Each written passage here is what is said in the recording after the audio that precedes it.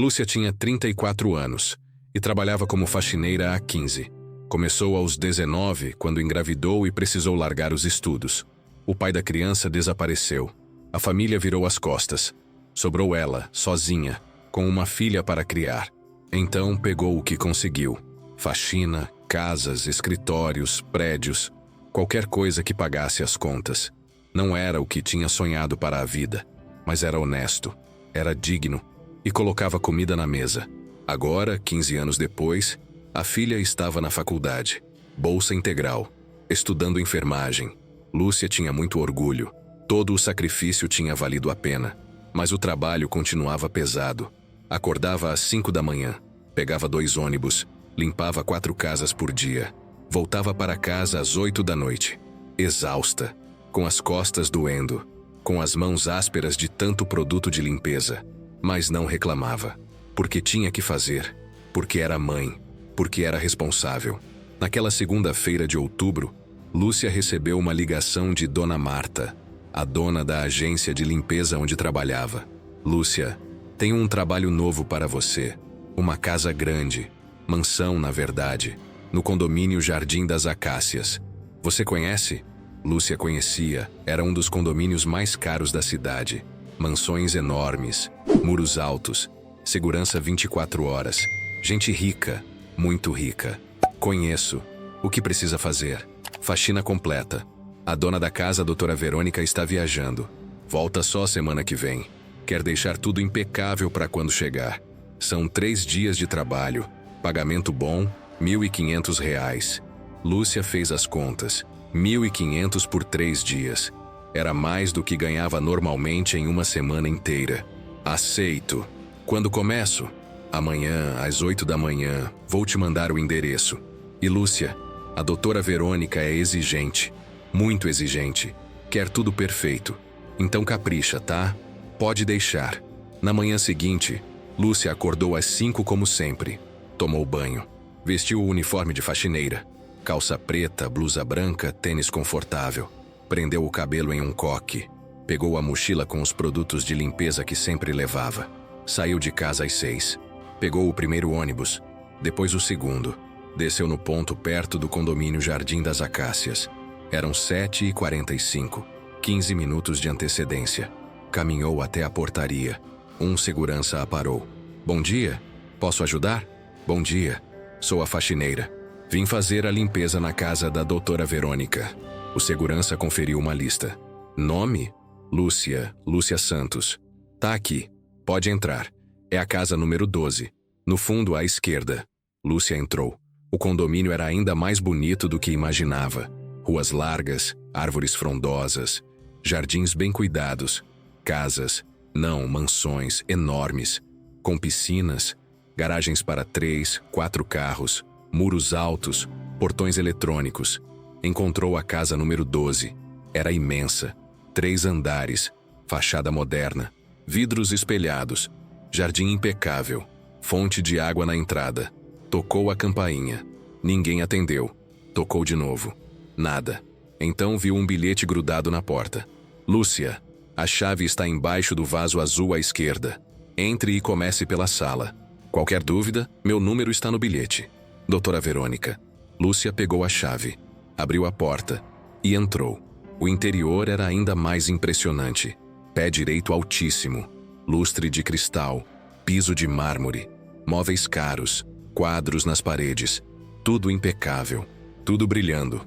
Lúcia pensou, como uma casa tão limpa precisa de faxina. Mas não era paga para questionar, era paga para limpar. Então começou. Sala, cozinha, lavabo, primeiro andar. Tudo já estava relativamente limpo, mas Lúcia limpou de novo. Passou pano, aspirou, lustrou, organizou. Às 11 da manhã parou para um lanche rápido. Comeu o sanduíche que tinha trazido de casa. Bebeu água. Descansou 15 minutos. Depois voltou ao trabalho. Segundo andar, quartos, banheiros, closets. Tudo enorme, tudo luxuoso, tudo limpo. Lúcia estava começando a achar estranho. Por que contratar uma faxineira para uma casa que já estava limpa? Mas, de novo, não questionou. Apenas trabalhou. Às 3 da tarde, tinha terminado o segundo andar. Faltava o terceiro. Subiu as escadas. Chegou ao corredor. Havia 3 portas. 2 estavam abertas. Quartos de hóspedes, vazios, sem uso aparente. A terceira porta estava fechada, trancada. Lúcia tentou abrir. Não conseguiu. Precisava de chave. Voltou para o segundo andar. Procurou chaves. Nada. Primeiro andar. Procurou na cozinha, nas gavetas. Nada. Então lembrou. Havia uma salinha perto da entrada. Parecia escritório. Talvez tivesse chaves lá. Foi até a sala. Abriu gavetas. E encontrou um molho de chaves. Umas 10 chaves diferentes. Voltou para o terceiro andar. Começou a testar. A primeira não serviu. A segunda também não. A terceira... Clique. A porta destravou. Lúcia abriu. E o que viu a deixou confusa. Não era um quarto. Era um sótão. Escuro. Empoeirado. Cheiro de mofo. Completamente diferente do resto da casa. Havia caixas empilhadas. Móveis velhos cobertos com lençóis. Objetos antigos. Parecia um depósito. Lúcia ia fechar a porta e ir embora quando ouviu algo. Um barulho. Baixo, abafado. Vindo do fundo do sótão. Ficou parada. Ouvindo. Silêncio. Talvez tivesse imaginado. Ia fechar a porta quando ouviu de novo. Mais claro dessa vez. Parecia alguém chorando. O coração de Lúcia acelerou. Havia alguém ali? Impossível. A casa estava vazia. Doutora Verônica estava viajando. Não tinha mais ninguém. Mas o barulho continuava. Baixo, triste, desesperado. Lúcia pegou o celular. Ligou a lanterna. Entrou no sótão. Devagar, com cuidado. Tem alguém aí? Ela chamou. Silêncio. Alô? Tem alguém? E então ouviu. Uma voz. Fraca. Rouca. Ajuda. Por favor. Lúcia sentiu um arrepio. Havia alguém ali. Alguém pedindo ajuda. Seguiu a voz. Passou pelas caixas. Pelos móveis cobertos. Até o fundo do sótão. E então viu. No canto. Acorrentado à parede. Estava um menino. Lúcia deixou o celular cair. Não podia acreditar no que estava vendo. Um menino. Talvez uns 12, 13 anos. Magro. Muito magro. Pele pálida. Cabelo comprido e sujo. Roupas rasgadas. Pés descalços. E uma corrente. Uma corrente de metal presa ao tornozelo dele. Presa à parede. Os olhos do menino estavam arregalados. Assustados. Mas também esperançosos. Por favor. Ele sussurrou. Me ajuda. Por favor. Lúcia ficou paralisada. Não conseguia processar. Havia uma criança. Acorrentada em um sótão. Na casa de uma mulher rica. Como? Por quê? Quem é você? Lúcia conseguiu perguntar.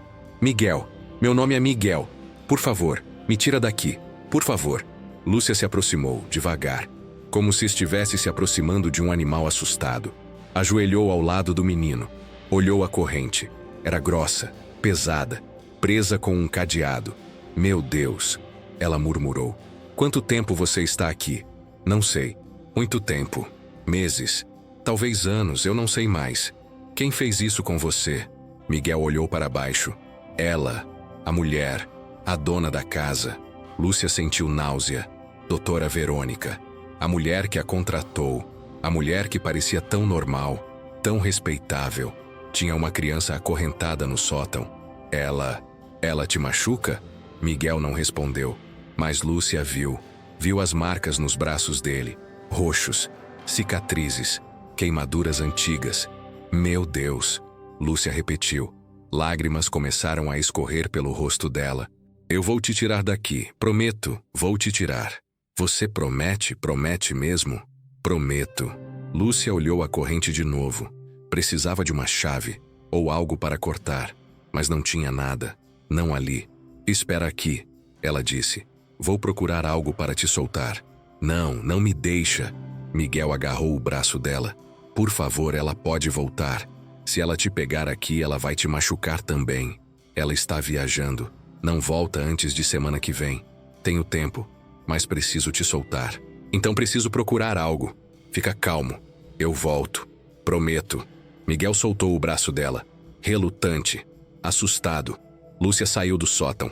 Desceu as escadas correndo. Foi até a cozinha. Procurou ferramentas. Nada. Garagem. Tinha que ter uma garagem. Encontrou. Porta dos fundos. Levava a uma garagem enorme, 3 carros, uma BMW, uma Mercedes, uma Audi e no fundo uma bancada, com ferramentas. Lúcia procurou alicate, martelo, serra, pegou tudo, voltou correndo para o sótão. Miguel estava onde ela tinha deixado, olhos arregalados, esperando. Eu voltei, vou te soltar agora. Tentou o alicate na corrente. Não funcionou. Muito grossa. Tentou a serra. Começou a serrar, devagar. O metal era resistente. 10 minutos. 15. 20. Lúcia suava. As mãos doíam. Mas continuou. Tinha que continuar. E então, crack. A corrente se partiu. Miguel estava livre. Ele olhou para o próprio pé, para a corrente partida, para Lúcia, e começou a chorar. Não um choro baixo, um choro alto, desesperado, de alívio, de gratidão, de libertação. Lúcia o abraçou. Está tudo bem. Você está livre. Está tudo bem. Obrigado, obrigado, obrigado. Miguel repetia entre soluços. Lúcia o ajudou a se levantar. Ele mal conseguia ficar de pé. As pernas fracas, o corpo frágil. Quanto tempo tinha ficado ali, sem se mover, sem luz, sem comida adequada. Vamos sair daqui, Lúcia disse. Vamos para um lugar seguro e vamos chamar a polícia. Ajudou Miguel a descer as escadas. Devagar, um degrau de cada vez. Chegaram ao primeiro andar. Lúcia pegou a bolsa, o celular. Ia ligar para a polícia quando ouviu o som de um carro, chegando, parando na garagem. O coração de Lúcia parou. Não, não podia ser. Doutora Verônica não deveria voltar antes de semana que vem. Mas era. Ouviram a porta da garagem se abrindo. Passos. Alguém entrando. Miguel ficou pálido. É ela. Ela voltou. Lúcia olhou ao redor, desesperada. Precisava esconder Miguel. Precisava sair dali. Precisava... Lúcia! A voz de doutora Verônica ecoou pela casa. Você está aí? Lúcia colocou a mão na boca de Miguel, sinalizando para ele ficar quieto. Sussurrou. Esconde. Agora. Miguel se escondeu atrás do sofá. Lúcia respirou fundo. Tentou parecer calma. Saiu da sala. Encontrou doutora Verônica na entrada. Doutora Verônica era uma mulher de uns 45 anos.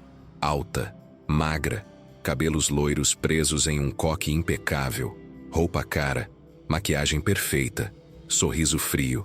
Lúcia, que bom te ver. Como está o trabalho? Está indo bem, mas pensei que a senhora só voltava semana que vem. Mudança de planos. Resolvi voltar mais cedo. Espero que não seja problema. Não, claro que não. Doutora Verônica olhou ao redor. A casa está linda. Você faz um bom trabalho. Obrigada. Limpou tudo? Todos os andares? Lúcia hesitou. Sim, quase tudo. Quase. Falta o sótão. Estava trancado. Não encontrei a chave. Dora Verônica ficou tensa. Quase imperceptível. Mas Lúcia notou. O sótão não precisa. É só depósito, cheio de coisas velhas. Deixa pra lá. Tudo bem. Doutora Verônica sorriu. Mas o sorriso não chegou aos olhos. Você pode ir agora. Já fez bastante por hoje. Volte amanhã para terminar. Tem certeza? Posso ficar mais um pouco. Não precisa. Pode ir. Lúcia sabia que não podia ir. Não podia deixar Miguel ali. Mas também sabia que não podia confrontar doutora Verônica. Não sozinha. Não sem ajuda. Tudo bem. Até amanhã então. Pegou a bolsa. Caminhou até a porta. Olhou para trás. Doutora Verônica estava subindo as escadas, indo para o segundo andar, indo para o sótão. Lúcia saiu, fechou a porta, caminhou alguns metros e então correu. Correu até estar fora do alcance visual da casa. Pegou o celular, mãos tremendo. Discou. Polícia, qual a emergência? Tem uma criança sendo mantida em cativeiro, acorrentada, em uma casa. Preciso de ajuda. Agora. A atendente da polícia manteve a voz calma, mas Lúcia podia ouvir a urgência por trás das perguntas. Senhora, preciso que respire fundo e me dê as informações. Qual o endereço? Lúcia olhou ao redor, desesperada. Estava a 2 casas de distância da mansão de doutora Verônica, escondida atrás de uma árvore grande. Condomínio Jardim das Acácias. Casa número 12. Por favor, Venham rápido. Ela voltou. A mulher que mantém o menino preso voltou. A criança está em perigo imediato? Sim. Ela estava acorrentada no sótão. Eu consegui soltar, mas a dona da casa chegou e eu tive que deixar o menino escondido lá dentro. Ela não pode descobrir que eu sei. Se descobrir, entendo. Unidades estão a caminho. Fique onde está. Não volte para a casa, não se coloque em risco. As viaturas chegam em 5 minutos. 5 minutos. Pareciam uma eternidade. Lúcia olhava fixamente para a casa número 12. As janelas. A porta. Procurando qualquer sinal de movimento. Qualquer sinal de que Miguel estava bem. Ou de que doutora Verônica tinha descoberto. 3 minutos se passaram. 4. Lúcia estava prestes a enlouquecer quando ouviu as sirenes. Baixas no começo. Depois mais altas. Mais próximas. 2 viaturas entraram no condomínio. Pararam em frente à casa número 12. 4 policiais saíram. 2 homens. 2 mulheres. Todos armados. Todos sérios. Lúcia correu até eles. Eu fui quem ligou. O menino está lá dentro, escondido. A mulher que o mantém preso também está lá. Um dos policiais, um homem alto de uns 40 anos com cabelo grisalho, se apresentou. Sargento Dias, você é a Lúcia? Sim, por favor, precisam tirar o menino de lá. Vamos, mas preciso que você fique aqui, não entre. Entendido? Lúcia assentiu, mesmo querendo desesperadamente entrar. Queria ver Miguel, ter certeza de que ele estava bem. O sargento Dias e os outros 3 policiais se aproximaram da porta. Tocaram a campainha. Esperaram. Nada. Tocaram de novo. Finalmente a porta se abriu. Doutora Verônica apareceu. Ainda impecável. Ainda com aquele sorriso frio. Boa tarde, oficiais. Posso ajudar? Doutora Verônica Almeida? Sim, sou eu. O que aconteceu? Recebemos uma denúncia de que há uma criança sendo mantida em cativeiro nesta residência. O rosto de doutora Verônica não mudou. Nem um músculo se moveu. Uma criança em cativeiro? Isso é absurdo. Quem faria tal acusação? Não posso revelar a fonte, mas precisamos entrar e verificar. Vocês têm mandado? Em casos de perigo iminente a uma criança não precisamos. Podemos entrar. A senhora pode cooperar voluntariamente ou podemos forçar a entrada. Doutora Verônica ficou em silêncio por um momento, calculando. Depois suspirou. Claro, podem entrar, mas garanto que não vão encontrar nada. Esta é uma acusação ridícula. Os policiais entraram. Lúcia viu de longe. Queria entrar também, mas o sargento Dias tinha sido claro. Ficou onde estava, esperando, rezando. Dentro da casa, os policiais começaram a procurar. Primeiro andar, nada. Segundo andar, nada. Doutora Verônica os acompanhava. Calma, quase entediada. Estão vendo? Não há ninguém aqui, apenas eu. Esta denúncia é falsa. Provavelmente de algum vizinho invejoso. Mas então uma das policiais, uma mulher jovem de cabelos pretos presos em um rabo de cavalo, perguntou: E o terceiro andar? Tem algo lá em cima? Apenas um sótão, depósito, cheio de caixas velhas. Podemos ver? Doutora Verônica hesitou. Apenas uma fração de segundo, mas foi o suficiente. Claro, mas está uma bagunça, não subo lá há meses. Subiram para o terceiro andar. A porta do sótão estava fechada, trancada de novo. Doutora Verônica tinha trancado depois que Lúcia saiu.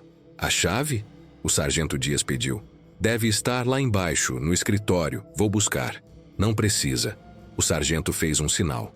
Um dos policiais, um homem jovem e forte, deu um chute na porta. A fechadura se partiu. A porta se abriu. O sótão estava escuro, empoeirado, exatamente como Lúcia tinha visto. Os policiais entraram. Lanternas acesas, procurando. Não tem ninguém aqui, doutora Verônica disse, a voz ainda calma. Eu disse que era uma denúncia falsa. Mas então, do fundo do sótão veio um barulho. Pequeno, abafado, como algo se movendo. Os policiais se entreolharam, avançaram, passaram pelas caixas, pelos móveis cobertos, até o fundo. E então viram Miguel, ainda escondido onde Lúcia tinha mandado ele ficar. Atrás de uma pilha de caixas velhas, encolhido, tremendo. Meu Deus! A policial de cabelos pretos sussurrou. É uma criança. O sargento Dias se aproximou, devagar. Oi, Tudo bem. Somos da polícia. Você está seguro agora. Qual seu nome? Miguel olhou para ele, olhos arregalados, assustados. Miguel. Miguel. Tudo bem, Miguel. Ninguém vai te machucar. Você pode sair daí. Vem comigo. Miguel saiu devagar. E quando a luz das lanternas iluminou ele completamente, os policiais ficaram em choque. A magreza extrema, as roupas rasgadas, as marcas pelo corpo, a corrente partida ainda presa ao tornozelo. Jesus Cristo, o sargento Dias murmurou. Virou-se para a doutora Verônica, que estava parada na entrada do sótão. O rosto dela finalmente tinha mudado. Não era mais calmo, era pânico. Doutora Verônica Almeida, você está presa. Eu posso explicar. Ela começou.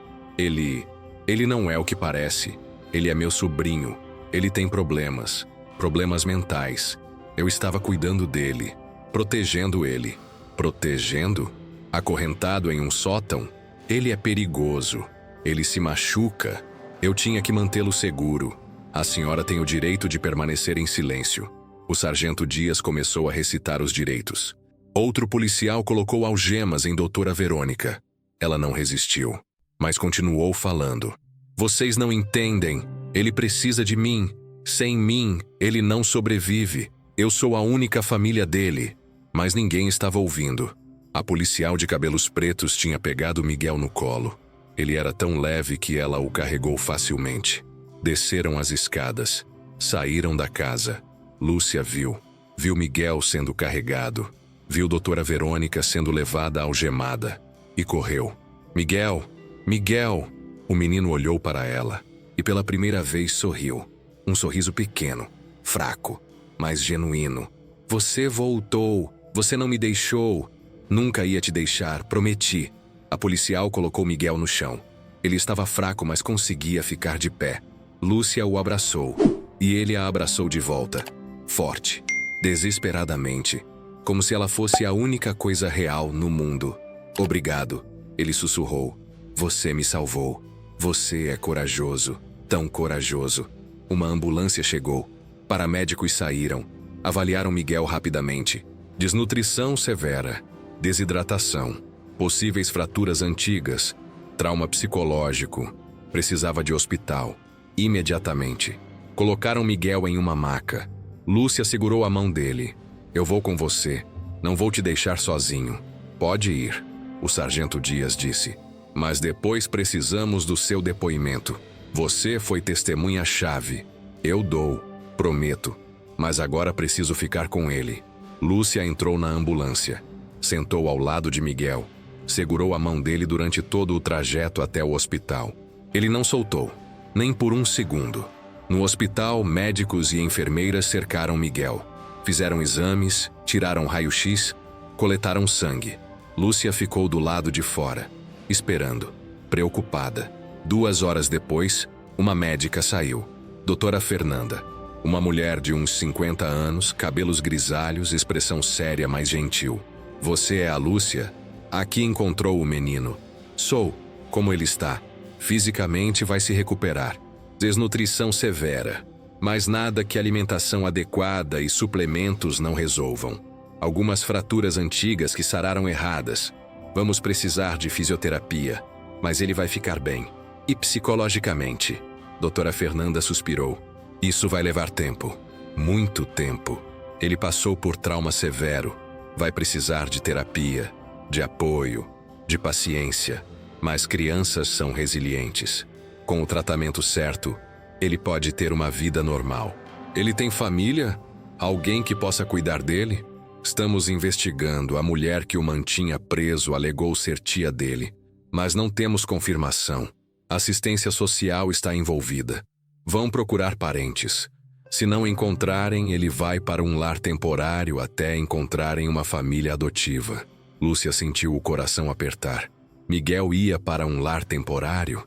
Depois de tudo que passou, ia ser jogado em um sistema? Com estranhos? Posso vê-lo? Pode, mas ele está sedado, dormindo. Precisava descansar. Lúcia entrou no quarto. Miguel estava na cama, pequeno, frágil, conectado a soros, mas respirando. Vivo, seguro. Sentou na cadeira ao lado da cama. e ficou ali, apenas observando, certificando-se de que ele estava bem. Horas se passaram. Lúcia nem percebeu. Estava exausta, mas não conseguia sair. Não conseguia deixar Miguel sozinho. Então, por volta das 8 da noite, ele acordou.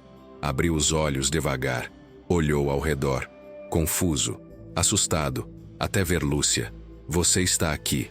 Estou. Não ia te deixar sozinho. Onde eu estou? No hospital. Você está seguro, está sendo cuidado. Miguel olhou para o próprio corpo, para os soros, para o quarto limpo e iluminado. Não estou mais no sótão? Não, nunca mais. Aquela mulher foi presa. Ela nunca mais vai te machucar. Lágrimas começaram a escorrer pelo rosto de Miguel. É real? Não é sonho? É real. Você está livre. Miguel começou a chorar. Não um choro baixo, um choro alto, desesperado, de alívio, de libertação, de anos de dor finalmente sendo liberados.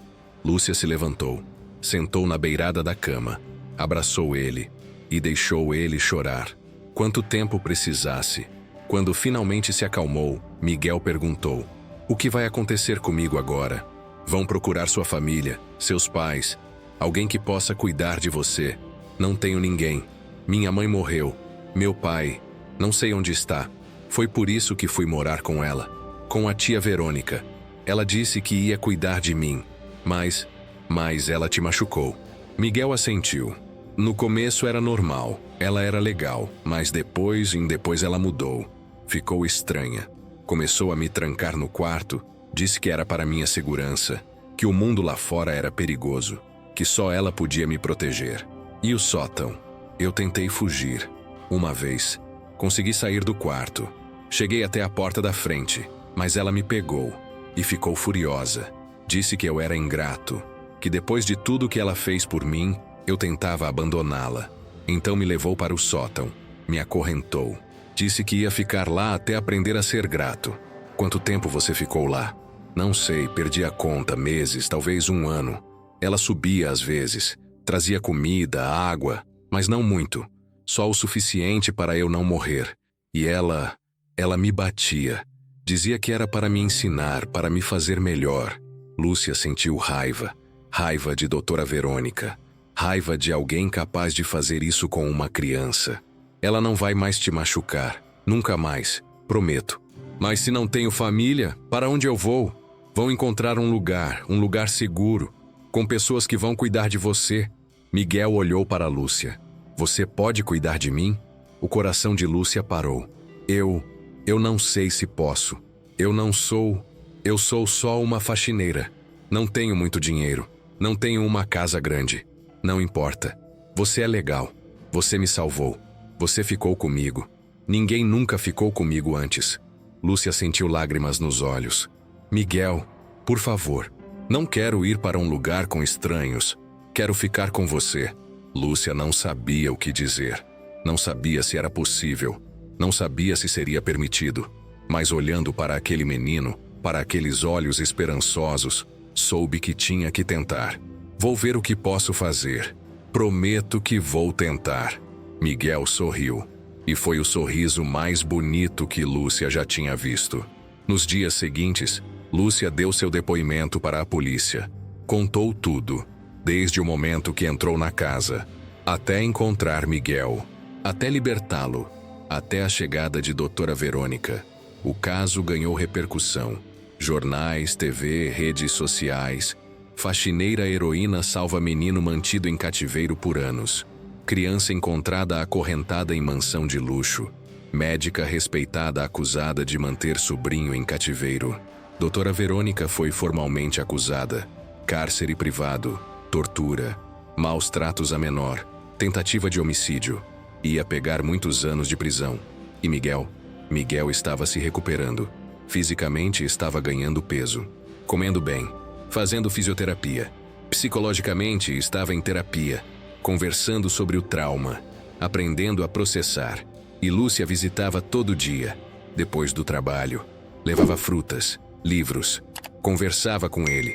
Fazia ele rir. Até que 2 semanas depois, a assistente social procurou Lúcia. Senhora Beatriz.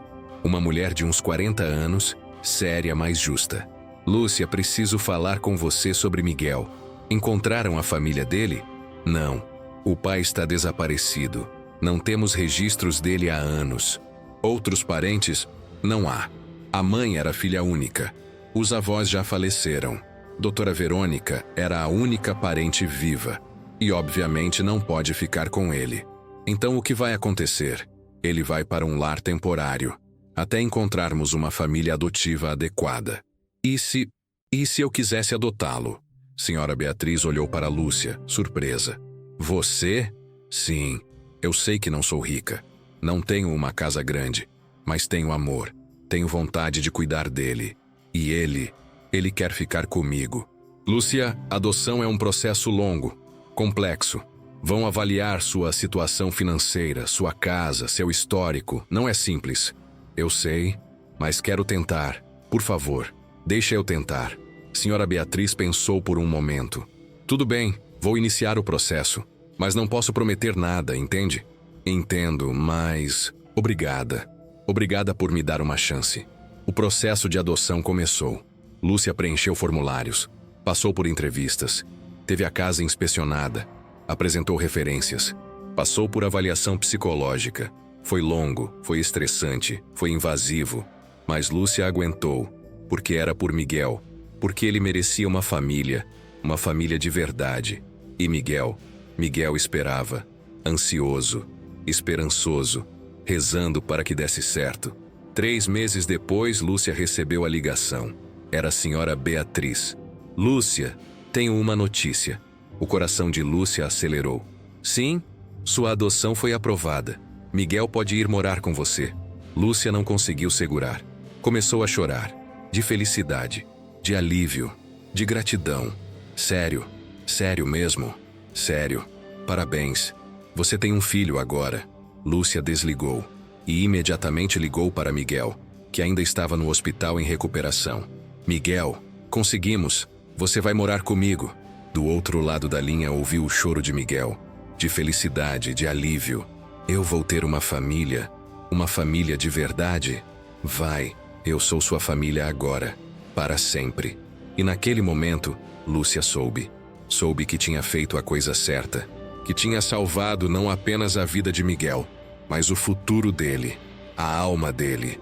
E Miguel também sabia que finalmente, depois de anos de escuridão, tinha encontrado luz, tinha encontrado amor, tinha encontrado um lar. Miguel recebeu alta do hospital uma semana depois da aprovação da adoção. Lúcia foi buscá-lo em uma manhã ensolarada de dezembro. Estava nervosa, ansiosa, mas também imensamente feliz.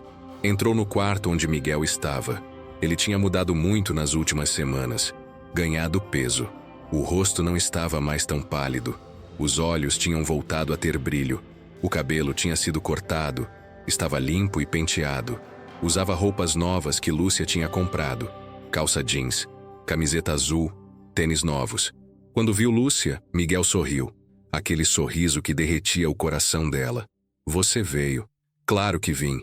Vim te buscar. Vamos para casa. Para casa. Miguel repetiu, como se testasse as palavras.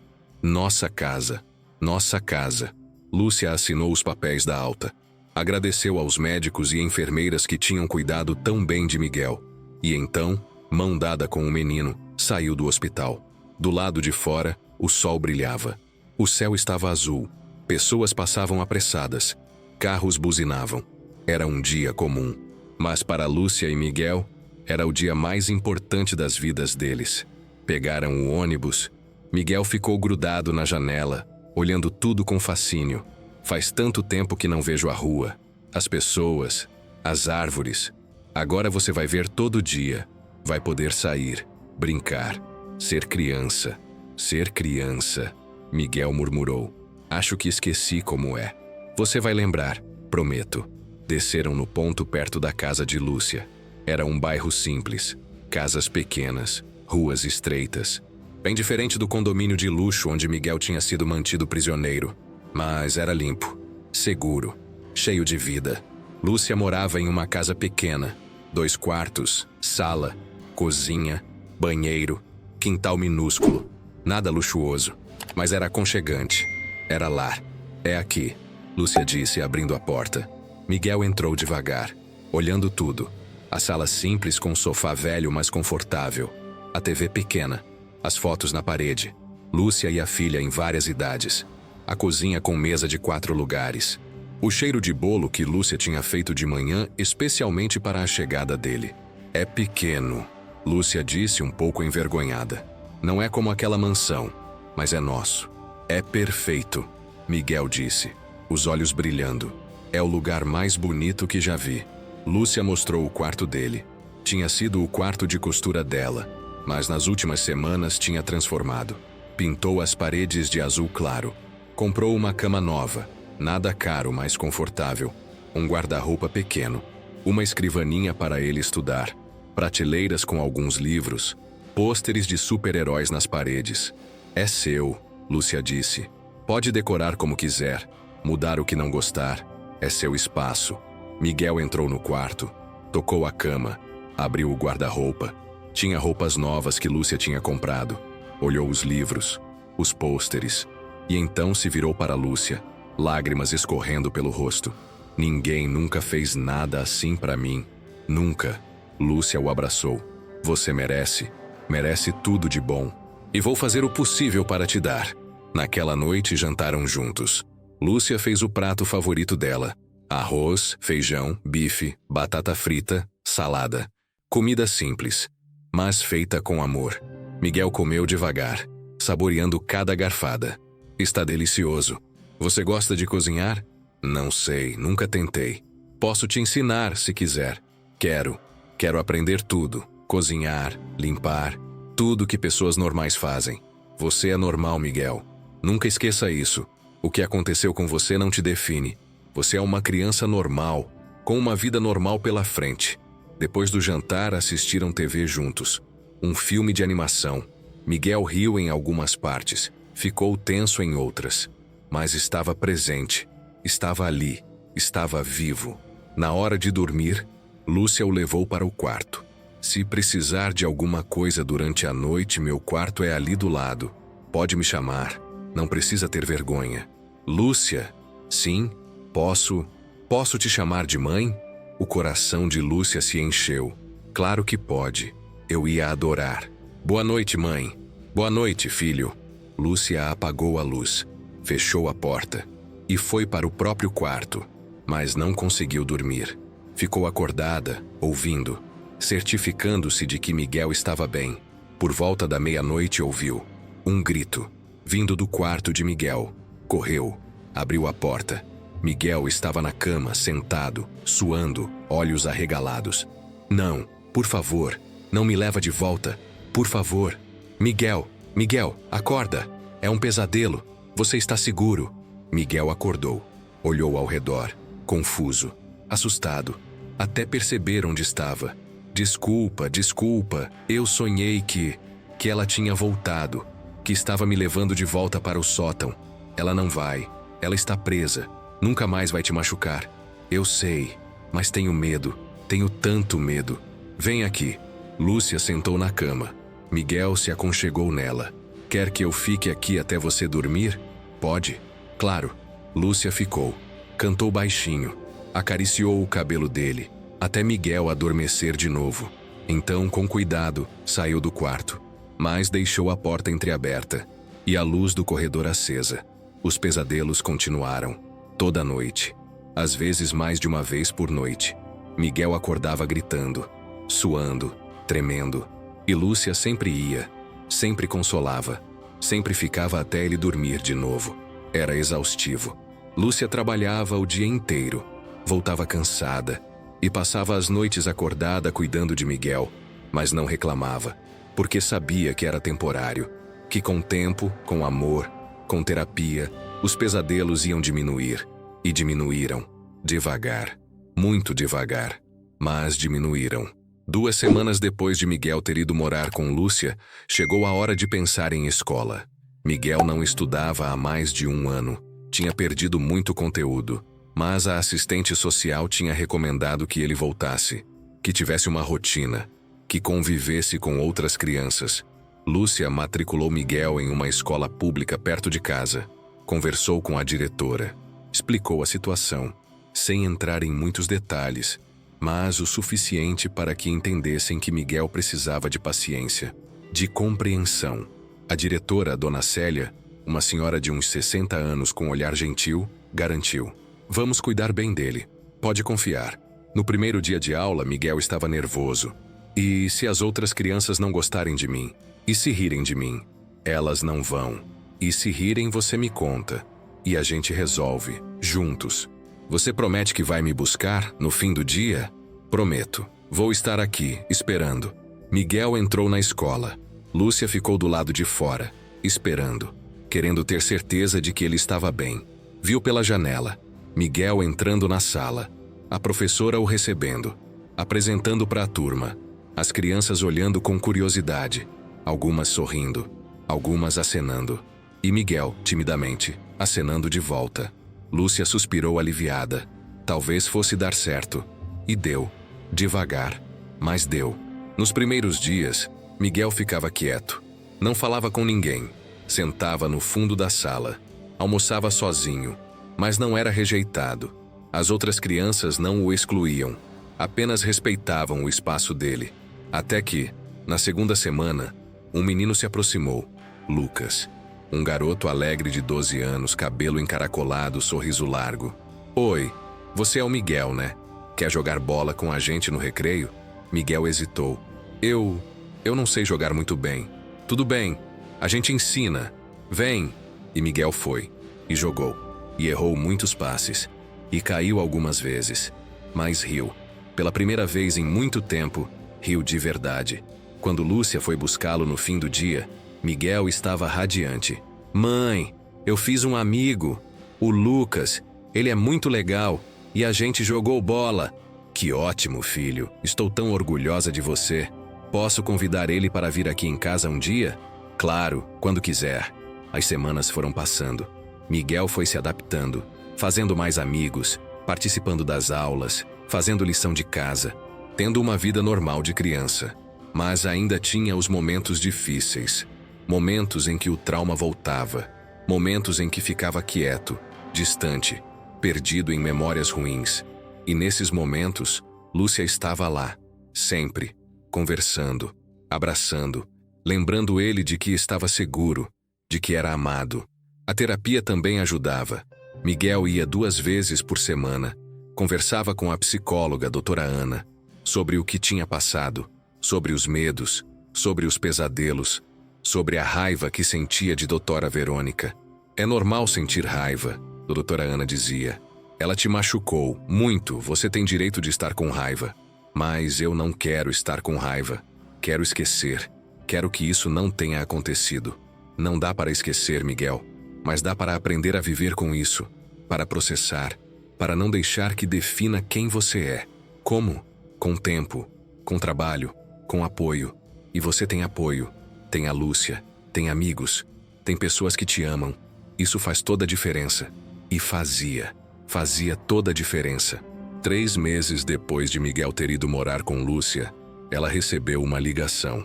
Era do advogado que estava cuidando do caso de doutora Verônica, doutor Henrique.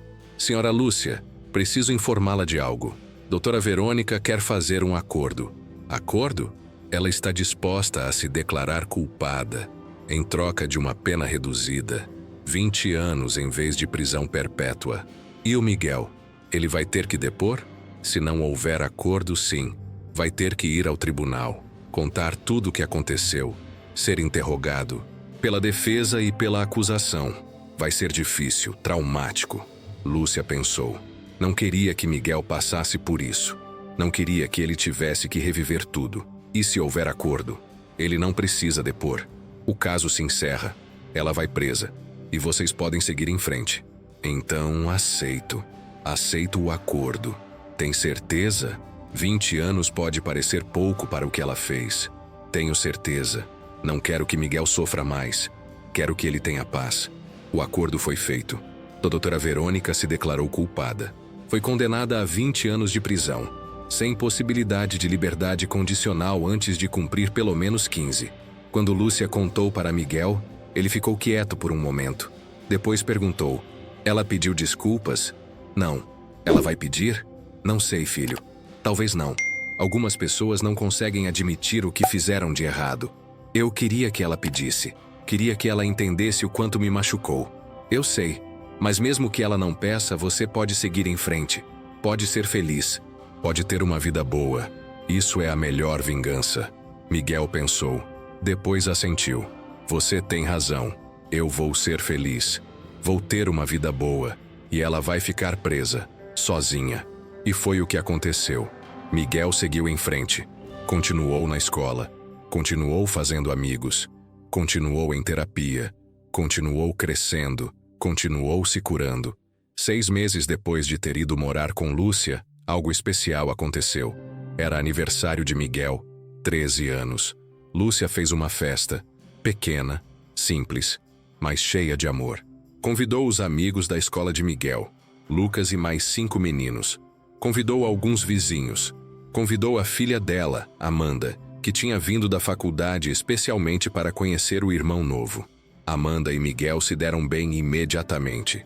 Ela era doce, paciente. Tratava Miguel como irmão de verdade. E Miguel adorava ter uma irmã, alguém para conversar, para brincar, para fazer parte da família. A festa foi no quintal.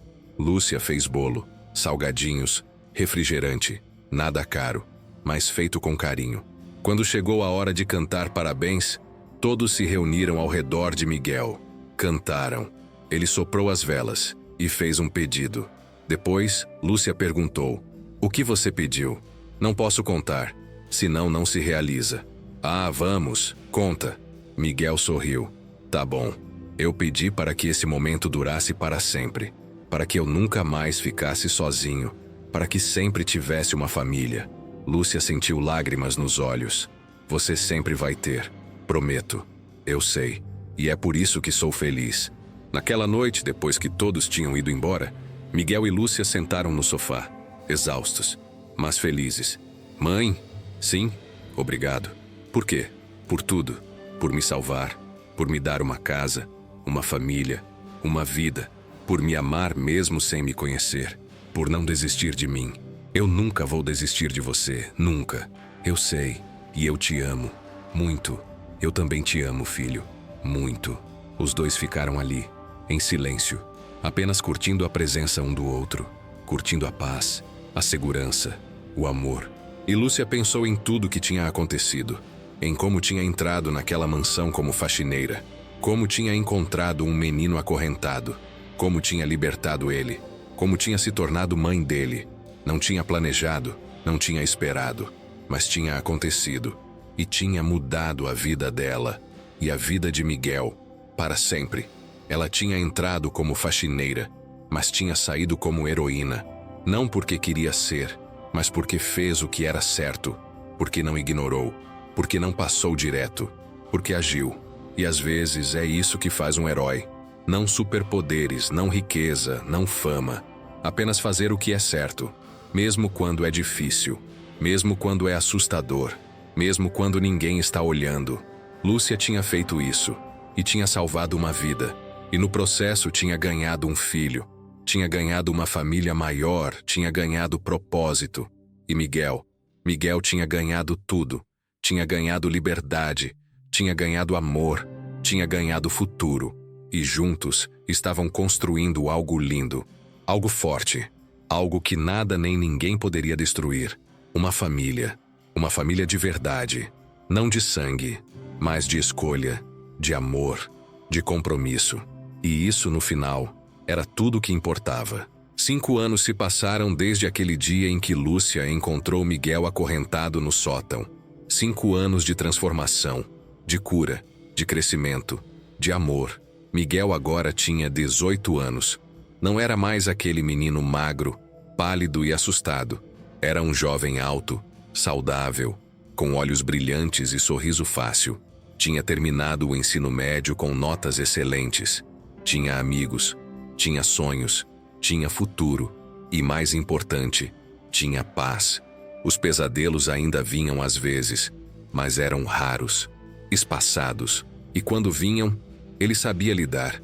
Sabia que eram apenas memórias, que não podiam mais machucá-lo, que estava seguro. A terapia tinha ajudado muito.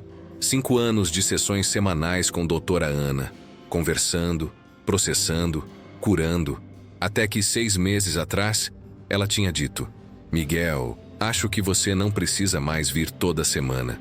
Você está bem, realmente bem. Tenho certeza? Tenho. Você fez um trabalho incrível. Enfrentou seus traumas, aprendeu a viver com eles. Não deixou que te definissem. Estou muito orgulhosa de você. E se eu precisar voltar? Minha porta está sempre aberta. Mas acho que você está pronto para voar sozinho. E estava. Miguel estava pronto. Naquela manhã de sábado, Lúcia estava na cozinha preparando o café da manhã. Panquecas. As favoritas de Miguel. Ouviu passos na escada. Miguel desceu, ainda de pijama, cabelo bagunçado, bocejando. Bom dia, mãe. Bom dia, filho.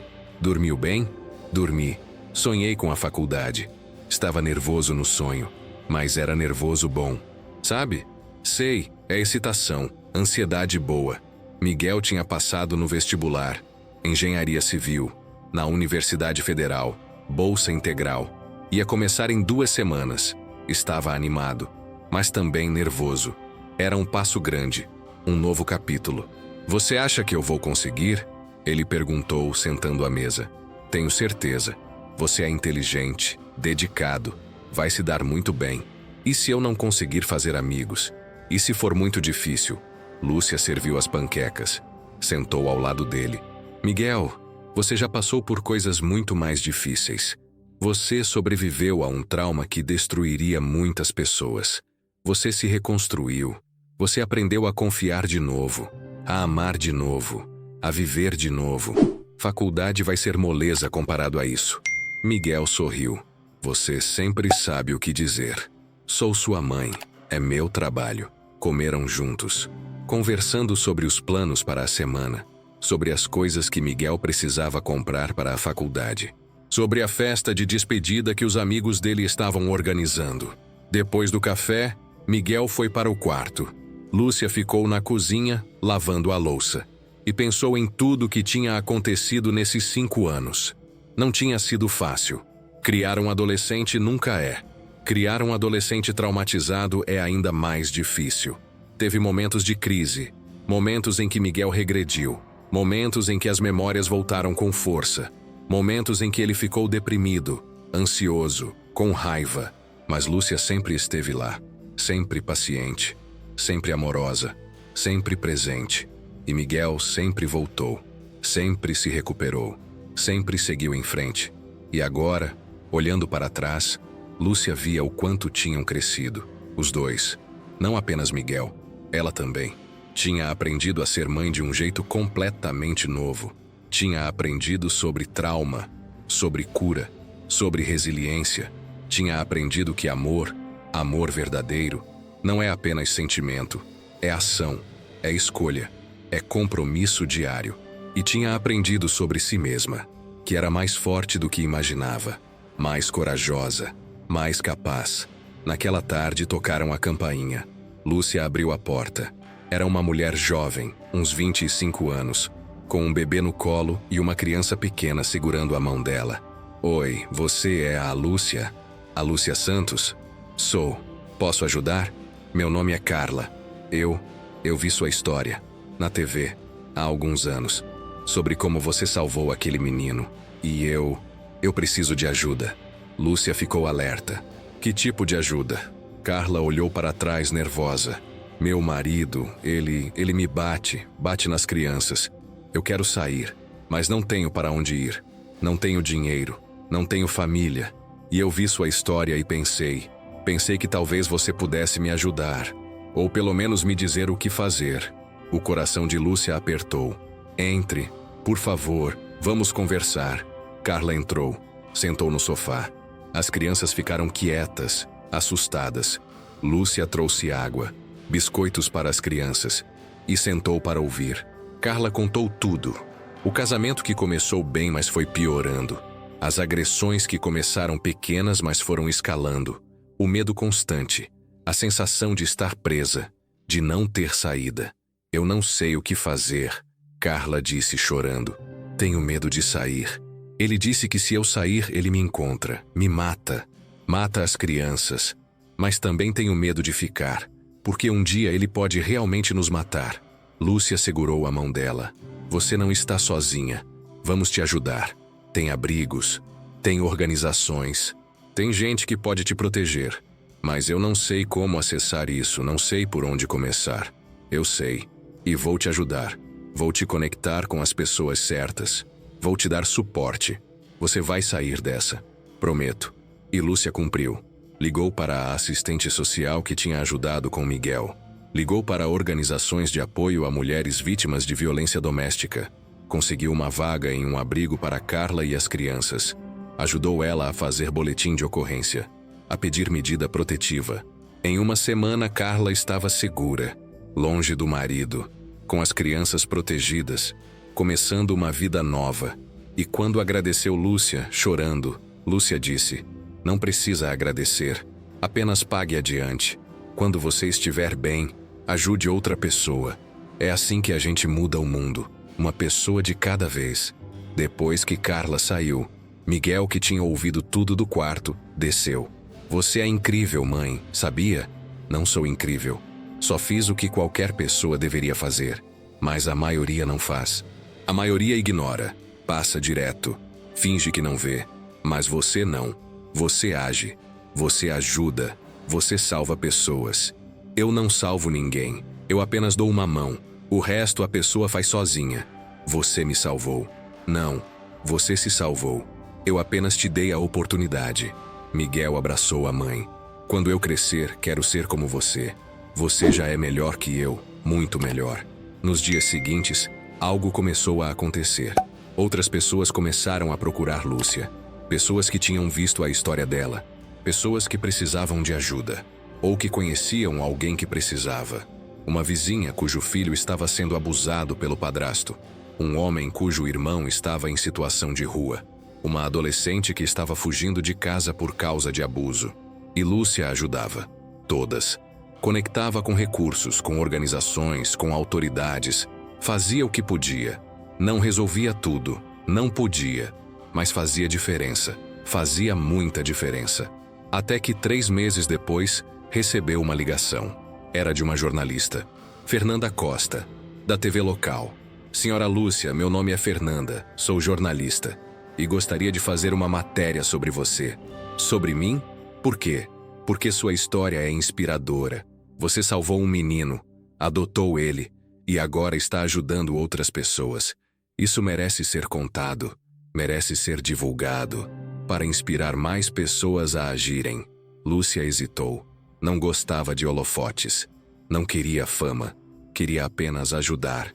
Mas então pensou: se a história dela pudesse inspirar uma pessoa a ajudar outra, se pudesse salvar uma vida, valia a pena. Tudo bem, pode fazer a matéria. A matéria foi ao ar 2 semanas depois. Contou toda a história, desde o dia que Lúcia encontrou Miguel, até a adoção, até as pessoas que estava ajudando agora. A repercussão foi enorme. Milhares de visualizações, centenas de comentários, pessoas emocionadas, pessoas inspiradas, pessoas querendo ajudar também. E algo inesperado aconteceu. Doações começaram a chegar. Dinheiro, roupas, alimentos. Pessoas querendo contribuir, querendo fazer parte. Lúcia não sabia o que fazer com tudo aquilo.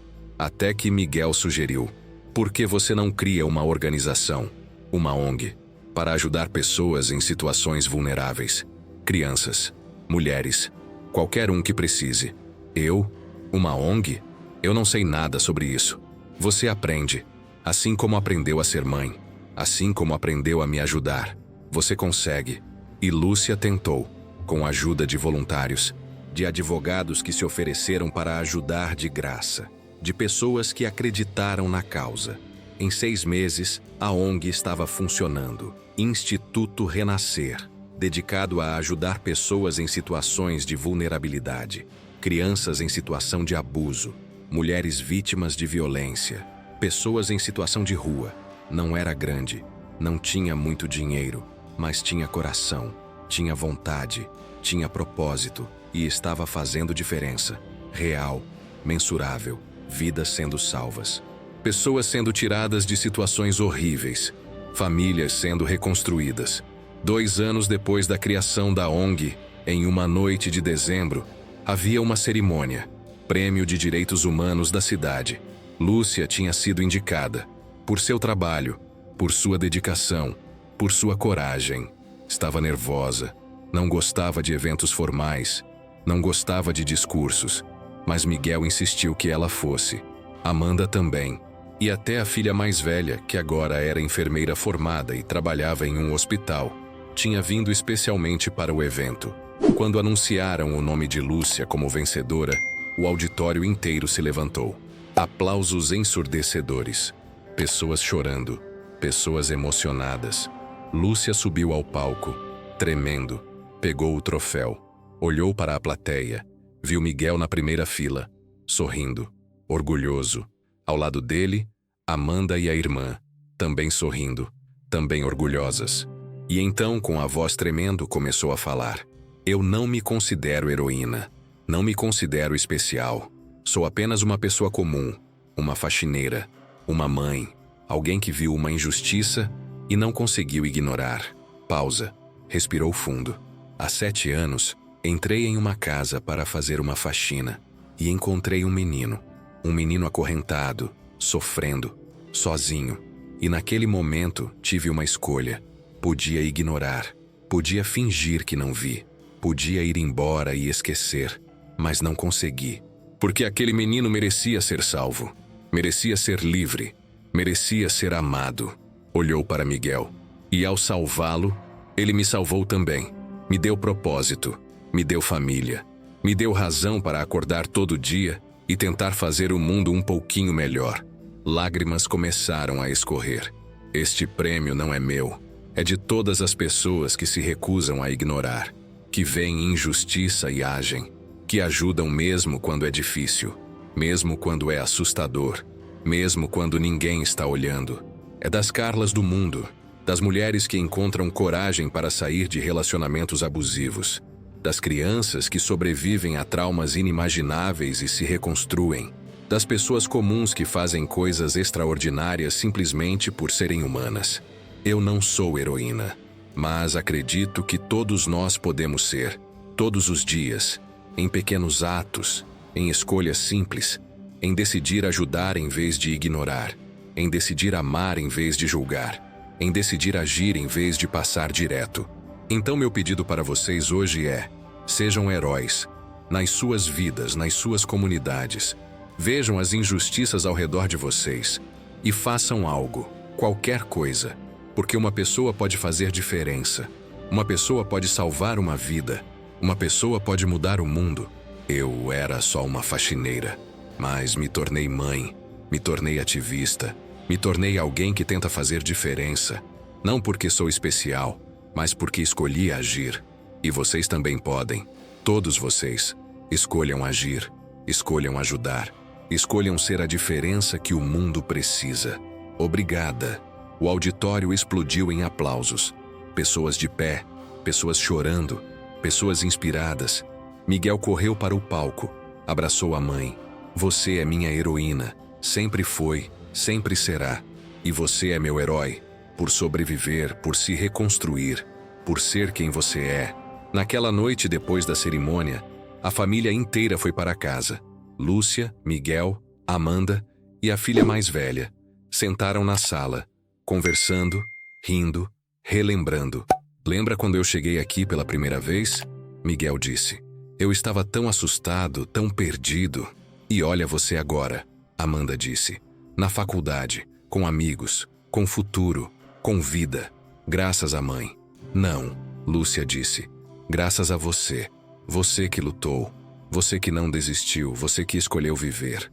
Mas você me deu a chance, me deu amor, me deu família. Sem você eu não estaria aqui. E sem você eu não seria quem sou hoje. Então acho que estamos quites. Riram. E ficaram ali, juntos. Família, não de sangue, mas de escolha, de amor, de compromisso. E Lúcia pensou. 7 anos atrás, ela era apenas uma faxineira, trabalhando duro, vivendo dia a dia. sem imaginar que sua vida ia mudar completamente. Mas mudou, porque ela fez uma escolha. A escolha de não ignorar, a escolha de ajudar, a escolha de amar. E essa escolha tinha salvado Miguel, tinha criado uma família, tinha inspirado outras pessoas, tinha criado uma organização que estava ajudando centenas. Tudo porque ela entrou em um sótão e libertou um menino acorrentado. Ela não esperava se tornar heroína, não queria fama, não queria reconhecimento, mas se tornou, não pelos holofotes, não pelos prêmios, mas pelo impacto, pelas vidas salvas, pelas pessoas inspiradas. E no final, era isso que importava. Não o que você ganha, mas o que você dá. Não o que você recebe, mas o que você oferece. Não o que você é, mas o que você faz. Lúcia tinha entrado naquela casa como faxineira, mas tinha saído como mãe, como ativista, como inspiração. E Miguel tinha entrado naquela casa como prisioneiro, mas tinha saído como filho, como sobrevivente, como vencedor. Juntos, tinham provado algo importante, que não importa de onde você vem, não importa o que você passou, não importa quão escuro foi seu passado, você pode se reconstruir, você pode se curar, você pode ter futuro, você pode ter amor, você pode ter família, você pode ter vida. E às vezes tudo o que você precisa é de uma pessoa que se recuse a ignorar, uma pessoa que escolha ajudar, uma pessoa que escolha amar. Lúcia foi essa pessoa para Miguel, e Miguel foi essa pessoa para Lúcia, e juntos estavam sendo essa pessoa para centenas de outros. Porque heroísmo não é sobre superpoderes, não é sobre riqueza, não é sobre fama, é sobre escolha. A escolha de fazer o que é certo, mesmo quando é difícil, mesmo quando é assustador, mesmo quando ninguém está olhando. É sobre ver alguém em necessidade e não passar direto. É sobre ver injustiça e não ignorar. É sobre ver sofrimento e não virar as costas. É sobre ser humano, verdadeiramente humano, com tudo o que isso significa. E Lúcia tinha sido isso. Tinha sido humana, tinha sido compassiva, tinha sido corajosa. E por isso tinha mudado o mundo. Talvez não o mundo inteiro, mas o mundo de Miguel, e o mundo de Carla, e o mundo de centenas de outras pessoas. E no final, talvez seja isso que significa mudar o mundo. Não mudar tudo de uma vez, mas mudar uma vida de cada vez, uma escolha de cada vez, um ato de bondade de cada vez. Lúcia tinha feito isso, e continuava fazendo, todo dia, com cada pessoa que ajudava, com cada vida que tocava, com cada coração que inspirava. Ela tinha entrado como faxineira, mas tinha se tornado heroína, não porque queria, mas porque não conseguiu fazer diferente. Porque quando você vê uma criança acorrentada, quando você vê alguém sofrendo, quando você vê injustiça, você tem duas escolhas: ignorar ou agir. E Lúcia tinha escolhido agir. Sempre escolheria agir, porque era quem ela era, porque era o que acreditava, porque era o certo. E essa escolha tinha feito toda a diferença. Para Miguel, para ela, para o mundo. E continuaria fazendo. Hoje, amanhã, sempre. Porque heróis não nascem. Heróis são feitos. Por escolhas, por ações, por amor. E Lúcia era a prova viva disso. Uma faxineira que se tornou heroína. Não por acidente, mas por escolha. A escolha de não ignorar. A escolha de libertar. A escolha de amar. E essa escolha tinha mudado tudo.